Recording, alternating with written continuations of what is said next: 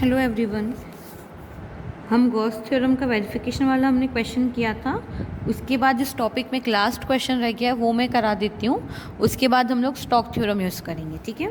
तो तुम्हारा example number 8, evaluate surface integral f dot N cap D s where f equal to तुम्हारा क्या है, x i plus y j plus z square की where S is the closed surface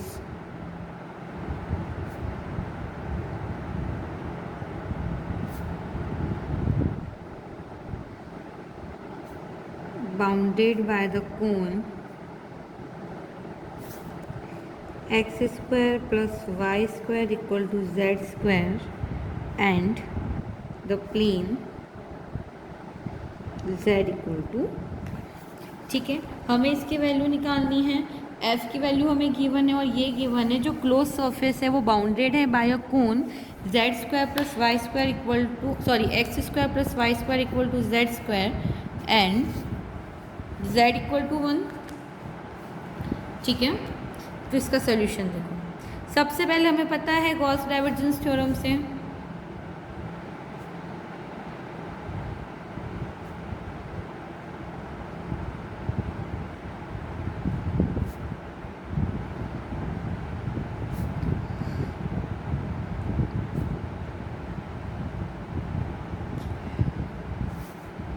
that surface integral of f dot n cap ds equal to volume integral del dot f dv। del dot f निकालेंगे तो इसकी value क्या हो जाएगी, देखो i d by D X J D by D Y plus के D by D Z. F की value question में ऑलरेडी गिवन है,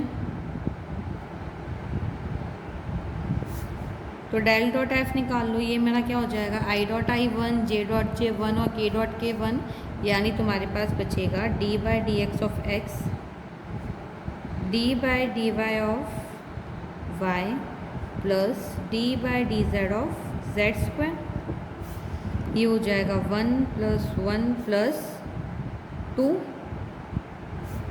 जेड, यानी 2 1 प्लस जेड लिख सकती हूँ इसको। ये हो जाएगा 2 प्लस 2 जेड, 2 कॉमन निकाल लेना, यानी डेल डॉट एफ तुम्हारे पास क्या आ गया, 2 1 प्लस जेड। क्लियर है यहाँ तक। अब हम क्या करें, वैल्यू पुट अप कर लो। ये मेरी क्या हो जाएगी, v डेल v की वैल्यू मेरे पास है, ये देखो इस फॉर्मूले में वैल्यू पुट करोगे तो ये हो जाएगा 2 1 प्लस जेड डी वी, ठीक है। अच्छा देखो इसका इंटीग्रेशन कर लो तो ये क्या हो जाएगा मेरा, ये हो जाएगा 2 integration v d v minus plus है ना, plus 2 integration v z d v. Integration d v तुम्हारा क्या हो जाएगा, v, ये हो जाएगा 2v प्लस 2vz dv, हाँ ठीक है। अच्छा एक और चीज़ ध्यान रखना, जो तुम्हारा z बार होता है वो क्या होता है, integration z dv by v, ठीक है। ऐसे समझो, ये तुम्हारा एक कोण है जो कि क्या है तुम्हारा z इक्वल टू 1 पे है। ये तुम्हारी z एक्सिस हो गई, ये तुम्हारी x y, ये इसका क्या हो गया, सेंटर ऑफ ग्रेविटी हो गया। g क्या है,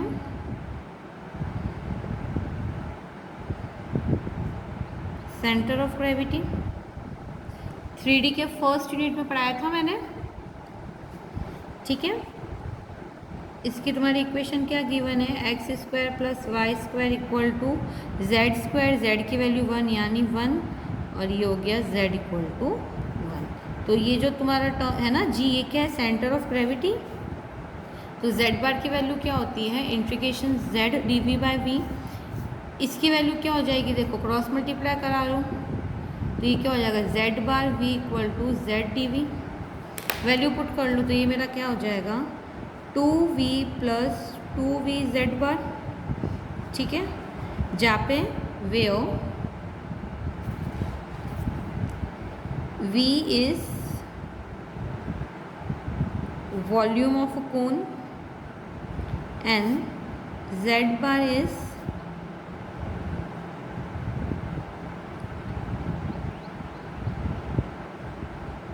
center of gravity g। Okay, अब हम क्या करें, जो O है OG की डिस्टेंस निकाल लें। ये तुम्हारा O ओरिजिन वाला पॉइंट है। OG की डिस्टेंस हमें पता है क्या होती है 3/4 होती है। किसी भी कोण के लिए O से G यानी उसके ओरिजिन से सेंटर ऑफ ग्रेविटी पॉइंट तक का डिस्टेंस क्या होता है 3/4 होता है, ठीक है। अच्छा, वॉल्यूम ऑफ कोन तुम्हारा क्या होता है, volume of cone 1/3 pi r cube. अच्छा, रेडियस देखो हमें क्या गिवन है 1 गिवन है जेड एक्सिस की, यानी ये मेरा क्या हो जाएगा 1/3 पाई 1 क्यूब 1 ही होगा, ठीक है। चलो अब हम क्या करें, सारी वैल्यूज इक्वेशन में पुट कर लें, ठीक है। सो पहली बात तो ये OG मेरा क्या हो गया 3/4, वॉल्यूम मेरा क्या हो जाएगा 1/3 पाई आर क्यूब यानी 1 का क्यूब 1, और अच्छा OG तो तुम्हारा किसके इक्वल हो गया V बार के इक्वल हो गया ना, ठीक है। चलो चलो सारी वैल्यूज रख दो, ये हो जाएगा F dot N cap D S equal to 2v1 plus Z bar. इसमें से क्या करो 2v कॉमन निकालो तो 1 प्लस जेड बार ही बचेगा। वैल्यूज रख लो, ये क्या हो जाएगा 2, वॉल्यूम हो जाएगा π/3, 1 प्लस जेड बार की वैल्यू 3/4। सॉल्व कर लो इसको तो ये मेरा क्या हो जाएगा 2π/3, 4 + 3 7/4, ये हो जाएगा तुम्हारा 7π/6। और यही तुम्हारा रिक्वायर्ड आंसर है, यानी जो तुम्हारा integration F dot N cap D s की वैल्यू हो जाएगी 7π/6। सो यहाँ पे तुम्हारे गॉस डाइवर्जेंस थ्योरम के सारे क्वेश्चन एंड होते हैं। अब मैं तुम्हें नया टॉपिक स्टार्ट कराने वाली हूँ, स्टोक्स थ्योरम।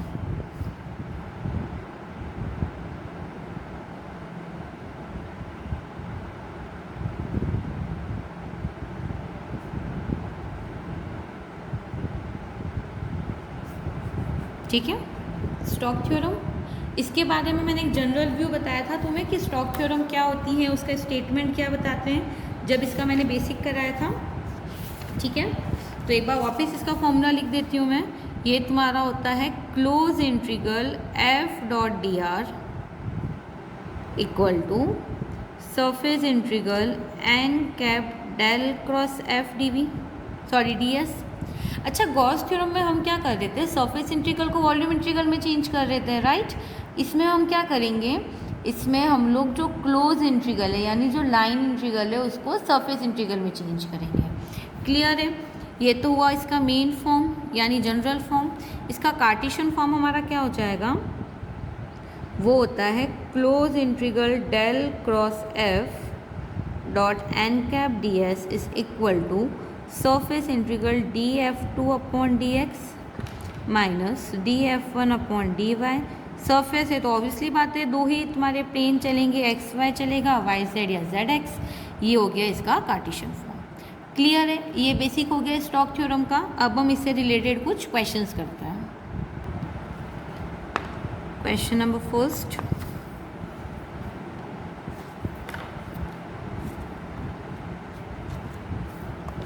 ठीक है, क्लियरली विजिबल हो रहा होगा।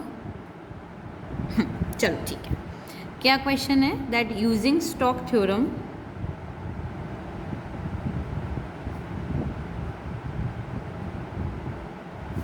evaluate close integral x y dx plus x y square d y. इसके वैल्यू मुझे फाइंड आउट करनी है, ठीक है। वेयर सी यानी जो हमारा क्लोज इंटीग्रल है ना, C is the square in the X Y plane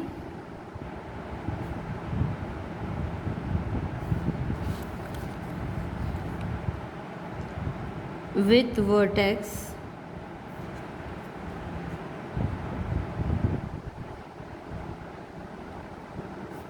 one comma zero, -1, 0, 0, 1 and 0, ठीक है। ये चार हमें क्या गिवन है, स्क्वायर के कोऑर्डिनेट्स गिवन है, ठीक है। ये हमारी क्या है, इसकी क्लोज बाउंड्री है और हमें स्टोक्स थ्योरम यूज़ करके इसकी वैल्यू फाइंड करनी है।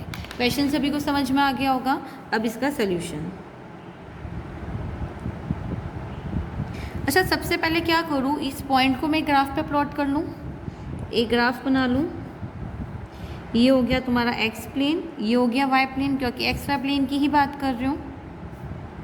Minus y and minus x. Clear है यहाँ तक?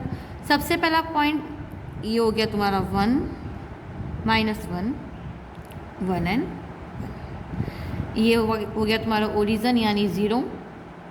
सबसे पहले क्या करूँ, ये हो गया तुम्हारा 1, 0 प्लॉट। सेकंड क्या है, -1, 0। ये पॉइंट तुम्हारा क्या है, 0, 1।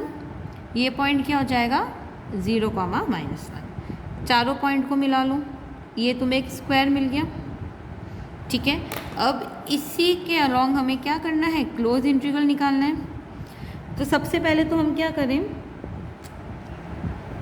चलो जो गिवन क्वेश्चन एक बार उसको लिखो। Given close integral x y d x plus x y square d y. इसको हम और क्या लिख सकते हैं,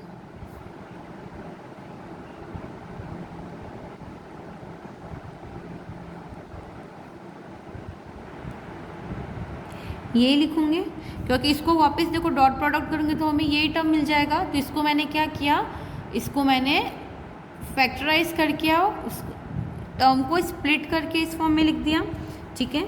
अब मैं क्या करूँ, इसको कंपेयर कर लूँ, या फिर हमें पता है r इक्वल टू हमारा क्या होता है, आई डी एक्स प्लस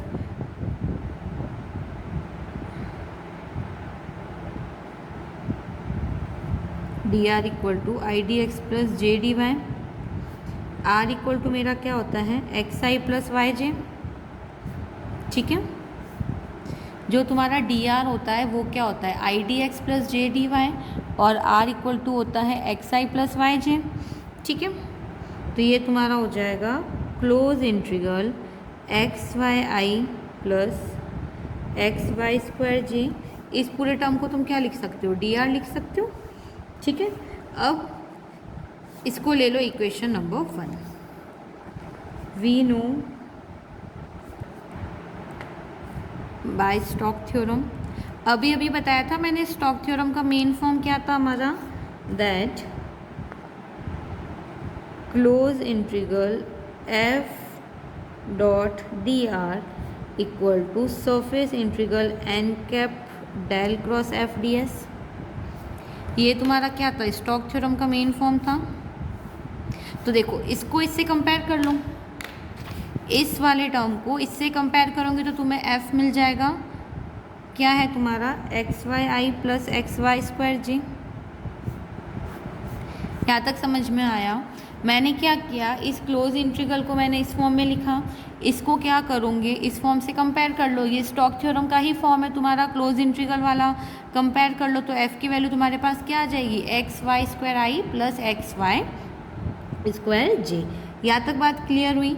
अब देखो मुझे स्टोक थ्योरम को यूज़ करके इसकी वैल्यू निकालनी है। इसकी वैल्यू किसके इक्वल है, surface integral N cap dot del cross F D s, ठीक है। तो सबसे पहले हम क्या करें, डेल क्रॉस एफ की वैल्यू फाइंड आउट कर लें। सो डेल क्रॉस एफ की वैल्यू निकाल लो। ये तुम्हारा क्या है, कर्ल चलता है,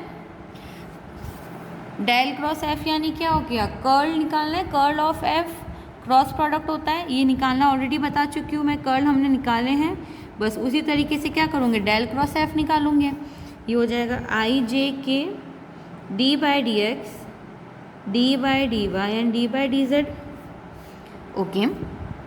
देखो f में ये तुम्हारा fx वाला कंपोनेंट क्या हो जाएगा, एक्स वाई, जे वाला कंपोनेंट सॉरी y वाला एक्स वाई स्क्वायर, z वाला कंपोनेंट नहीं है तो ये तुम्हारा क्या हो जाएगा, 0। अब हम क्या करें, इस मैट्रिक्स को सॉल्व कर लें तो ये मेरा क्या हो जाएगा, i d by D x of 0 minus d by D Y of x y, matrix solve कर रही हूँ है ना, minus j D by D x of 0 minus d by D x of x Y,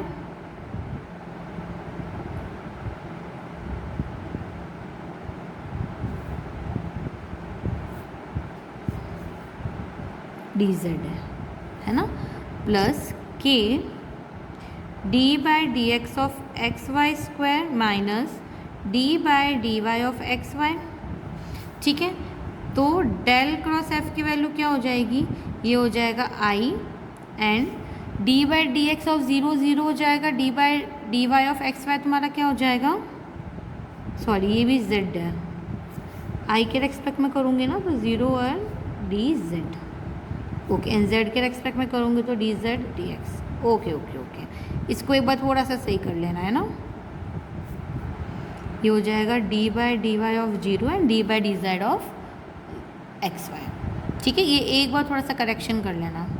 तो चलो d by D Y of 0 भी 0 हो जाएगा and D by D z of x Y तुम्हारा क्या हो जाएगा, 0, क्योंकि जेड के रेस्पेक्ट में एक्स और वाई दोनों ही मेरा क्या हो जाता है, कांस्टेंट हो जाता है, माइनस जे, ये भी तुम्हारा 0 हो जाएगा, प्लस के, ये बचेगा तुम्हारे पास देखो वाई स्क्वायर और d by D x of x क्या हो जाएगा 1 minus x d by D Y of y 1। तो यानी तुम्हारे पास डेल क्रॉस एफ की वैल्यू क्या आ जाएगी, वाई स्क्वायर माइनस एक्स के, इसकी वैल्यू हमें मिल गई।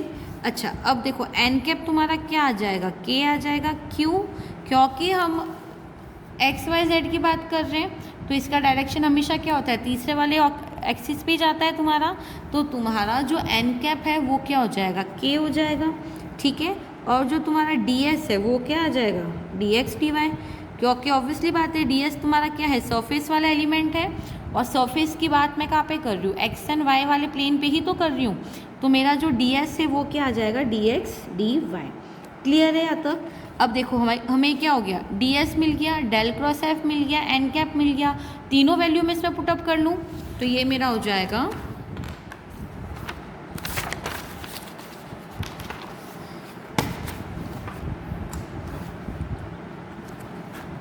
तीनों वैल्यू हम लोग उसमें पुटअप करते हैं ना, तो ये मेरा हो जाएगा close integral F dot D R equal to surface integral N cap del cross F D s, value put up कर लूँ तो ये मेरा हो जाएगा सरफेस इंटीग्रल एन कैप की जगह पे क्या आ जाएगा, के, डेल क्रॉस एफ की वैल्यू क्या निकाली थी हमने, वाई स्क्वायर माइनस एक्स के, एंड डी एस की जगह पे क्या आ जाएगा, डी एक्स डी वाई। के डॉट के तुम्हारा क्या होता है, के डॉट के हमारा 1 होता है, तो ये मेरा हो जाएगा surface integral of y square minus x d x d y. Clear है या तो। अच्छा अब हमें देखो लिमिट निकालनी है, सरफेस इंटीग्रल है यानी 2 लिमिट्स लगेगी एक्स और वाई की, limit of x and y. देखो हमने यही कार्टेशियन प्लेन बनाया था जिसके कोऑर्डिनेट्स मेरे क्या थे 1, 0, 0, 1, -1, 0 एंड 0, -1। तो सबसे पहले क्या करूँ, लिमिट ऑफ एक्स निकाल लूँ। तो देखो x की लिमिट मेरी कहाँ से कहाँ तक जा रही है, ये मेरा x कोऑर्डिनेट है, ये मेरा y कोऑर्डिनेट। इसमें देखो एक बार लिमिट निकालना बहुत अच्छे से सीख लो क्योंकि लिमिट हमें हर क्वेश्चन में निकालनी पड़ेगी। ठीक है, तो देखो x की लिमिट मेरी कहाँ से कहाँ तक जा रही है, ये मेरा फिगर है, ये इसकी बाउंड्री है। x की लिमिट जा रही है मेरी -1 to 1, दिख रहा है, क्लियरली विजिबल होगा कि हमारी x की लिमिट कहाँ से कहाँ तक जा रही है, -1 to 1 जा रही है, -1 to 1। ठीक है, y की लिमिट देखो कहाँ से कहाँ तक जा रही है, -1 to 1। क्लियर है? लिमिट देखना पता चल गया, डायग्राम देख के ही लिमिट निकाल सकते हो। लिमिट ऑफ y हमारी हो जाएगी -1 to 1। ये दोनों लिमिट इसमें अप्लाई कर लो इंटीग्रेशन में, इसको नाम दे दो i। ठीक है, तो ये हो जाएगा i equal to -1 to 1 and y square minus x d x d y. अब इसका हम सिंपली डबल इंटीग्रेशन कर लेते हैं, तो i हो जाएगा मेरा इंटीग्रेशन -1 से 1, इसका करोगे y के रेस्पेक्ट में, तो ये मेरा हो जाएगा वाई स्क्वायर डी वाई हो जाएगा y³/3 minus x Y, limit लग जाएगी -1 to 1 and D x. Upper limit minus lower limit कर लो तो ये हो जाएगा -1/1, अपर लिमिट लगा लो तो 2/3 और माइनस एक्स, लोअर लिमिट लगाओगे तो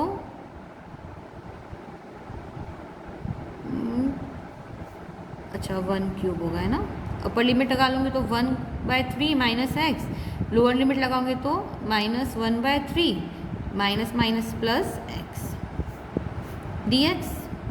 सॉल्व कर लो तो आई हो जाएगा -1/1 माइनस माइनस प्लस यानी 2/3 and plus minus minus 2x D x. Again इसका एक्स के रेस्पेक्ट में इंटीग्रेट करते हैं, तो ये मेरा हो जाएगा 2/3x minus 2x² bye 2 minus 1/1 2 से 2 कट गया, यानी आई मेरा क्या आ जाएगा 2/3x माइनस x², लिमिट हो जाएगी -1 से 1, upper limit minus lower limit कर लो तो ये हो जाएगा 2/3 माइनस 1 माइनस 2/3 माइनस 1, ये हो जाएगा i equal to 2/3 minus 1 plus 2/3 minus minus plus 1, ये बचेगा 4/3 और यही क्या है मेरी इसकी रिक्वायर्ड वैल्यू है। क्लियर है यहाँ तक? यानी स्टोक थ्योरम से जो क्लोज इंटीग्रल f.dr थी उसकी वैल्यू मेरे पास क्या आ जाएगी 4/3 और यही मेरा रिक्वायर्ड सोल्यूशन है। तो आई होप स्टोक थ्योरम कैसे यूज़ करते हैं, इसका फॉर्मूला क्या और इससे हम कैसे वैल्यू कैलकुलेट करते हैं यूजिंग कर्ल ऑफ f। ठीक है, तो ये समझ में आ गया होगा। इससे रिलेटेड कुछ और क्वेश्चन है, इसके वेरिफिकेशन है, इसके यूजेस हैं, वो मैं इसके नेक्स्ट वीडियो में पढ़ाऊँगी। Okay, thank you so much.